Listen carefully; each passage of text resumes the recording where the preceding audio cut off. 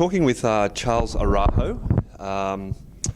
He's a visitor from the US for our LEADit 2013. Charles presented a keynote this morning called The 4 Indispensable Roles of the New IT Leader. He shed a lot of light on the changing environment which IT organisations operate in, and he then shed some light on how the new set of rules that apply to IT organisations these days, and then he went on to define some of the roles that our future IT professionals will be undertaking. So, Charles, welcome to Australia. Thank you. It's a pleasure.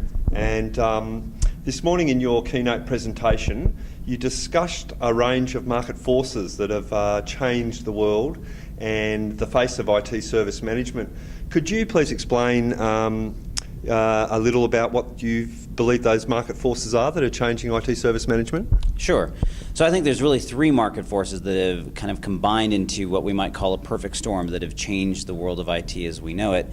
The first is what we now commonly call the consumerization of IT, but it really is the compilation of the rise of things like Google, which changed the way that we expect to get access to information, organizations like Facebook that have come together and changed the way we interact socially and collaborate, and then finally companies like Apple that have brought design to the forefront and have changed the way we interact with technology and what we expect that interaction to look and feel like. And so that consumerization has really fundamentally changed the perception that our customers have of IT and of how they should interact with us, and that kind of set the stage. The second market force was then what I would consider the criticality of IT. The fact that over the last 10 years or so, technology has really moved from the back office to the front office and now powers virtually every aspect of every business process, every customer transaction, and virtually all elements of the customer experience. And that has left our customers feeling pretty vulnerable because they don't control this technology, they don't really understand it, and they don't necessarily trust what IT is telling them about it. Those two really probably weren't enough to push us over the edge, but when you added the third, which is what I call the competition for IT, it kind of changed everything for good. And that's the rise of cloud computing, software as a service providers, etc., that basically gave our customers what they really wanted most of all, which was choice.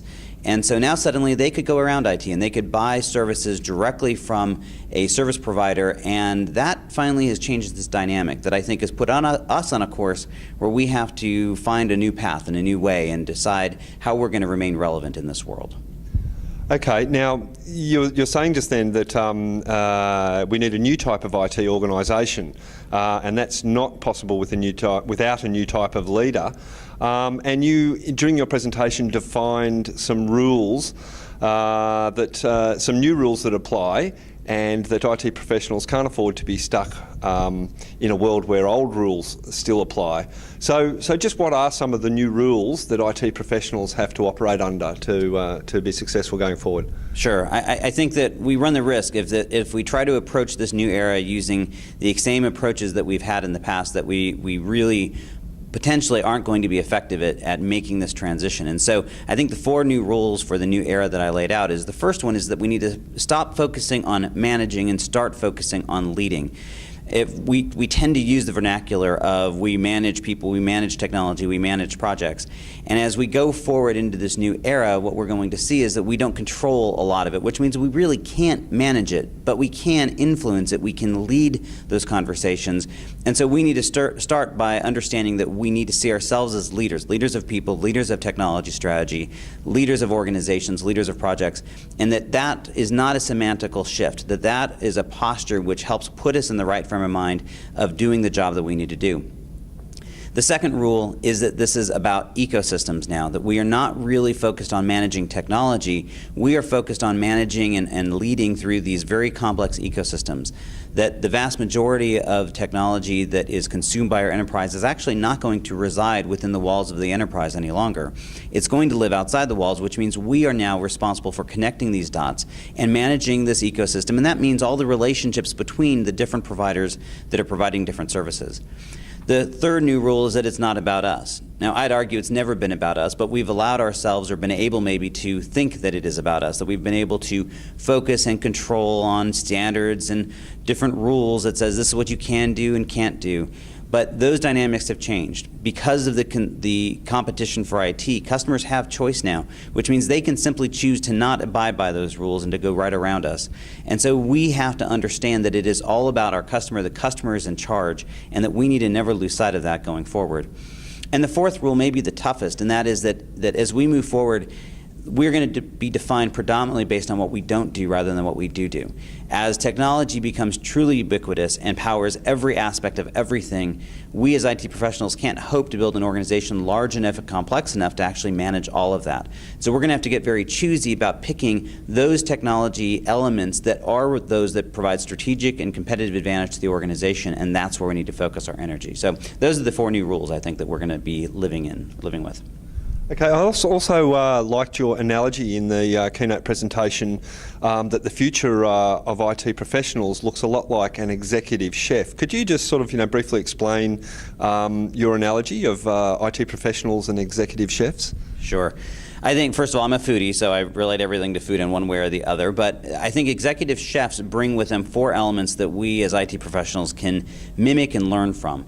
The first is that by definition, almost a true executive chef, someone who is putting forth a restaurant, is visionary. They have a very clear, crisp idea in their minds of what it is that they're trying to create.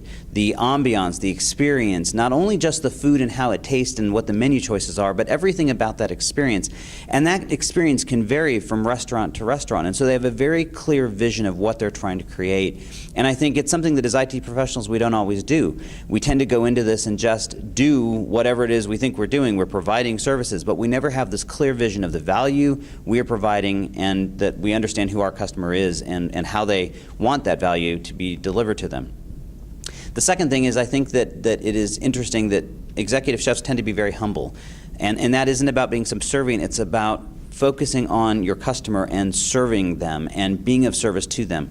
I say that chefs really leave it all on the plate, that it's all about producing something, producing that experience, and that they're actually, if you talk to an executive chef most of the time, they're actually very shy most of the time.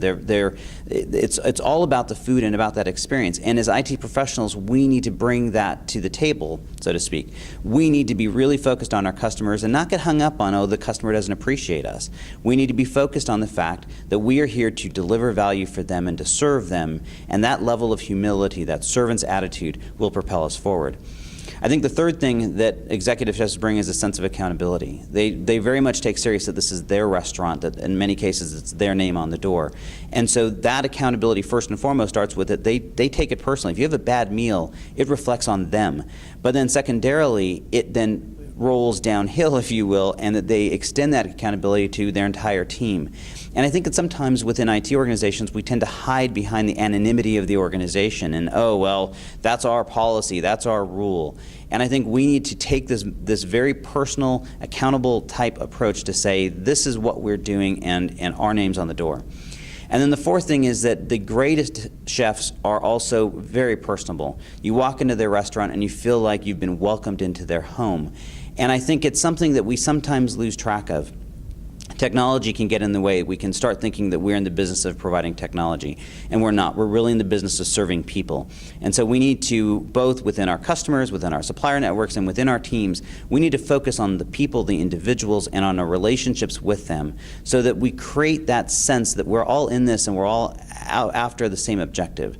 And so I think that those are 4 things that we can absolutely learn and embrace from an executive chef. Okay, thanks for that, Charles. Just one last question. We'll get right to the title of your keynote presentation, the 4 indispensable roles of the new IT leader. Now, you defined 4 roles that you think people have to take on to be successful as an IT leader of the future. Can you just quickly run through those for us, please? Sure. I think that as we move forward and you start applying these rules and you start recognizing the changes that are going on, you start seeing that our role as IT professionals changes dramatically. First, I think that we become trend spotters. One of our chief objectives will be to scan the horizon of emerging technologies constantly and to be on the lookout for both emerging threats and emerging opportunities. So are there potential developments that can be disruptive to us that we need to be prepared to react to as organizations? And probably more importantly, are there new things that are emerging that we can bring into our organizations and leverage to create some competitive value? I think we spend far too much energy and time right now simply keeping things running part of this business of getting out of businesses and focusing on only core strategic technologies is so you can create some overhead space to be acting in this role as trend spotter. The second role is that of being a negotiator and mediator. As we start dealing with these complex webs, these complex ecosystems, as we start recognizing that more and more of the technology is going to be consumed by business units directly, then they're going to need, our organizations are going to need a group of people that can stand into that gap and help connect the dots, help bring people together to help make sure that we are serving the overall needs and objectives of the organization. That is a role that is tailor-made for an IT professional because of our purview and because of our understanding of both the business dynamics and the underlying technology. The third role is that of being the information weaver. As we have these systems that are distributed across the enterprise and we maybe have them being run by independent business units, that doesn't mean that the information that is housed within them is isolated or should be isolated. There's often a lot of value to be extracted. And so one of those roles is, or one of the core roles for us is going to be to identify and harvest and harness that information, to bring it together and to weave it into a tapestry where we can take disparate pieces of data that may be not that valuable on their own, but by combining them in interesting ways can create strategic value and differentiation. And finally, the last role that we're going to be providing is that of being the business process innovator. We need to come to terms with the fact that the vast majority of technology innovation is not going to occur inside the walls of the enterprise any longer. That's going to happen by technology providers and vendors out there. But that doesn't mean we are out of the innovation business. It simply means that our innovation is going to be business process driven, which means we're going to take commoditized technologies that everyone has access to, and combine them with business processes and unique ways and approaches to leveraging them to create strategic advantage for our organization. It's going to be vitally important that we do this, because if we don't, then we're leaving our organizations open to losing on the competitive landscape. And so that, I think, is the fourth and very, very important role that we'll be providing in the future. Okay, thank you very much. It was a very enlightening presentation you gave this morning, and thanks very much for sharing that with the members who couldn't be present today via our YouTube channel. Thanks very much, Charles. Thanks for having me.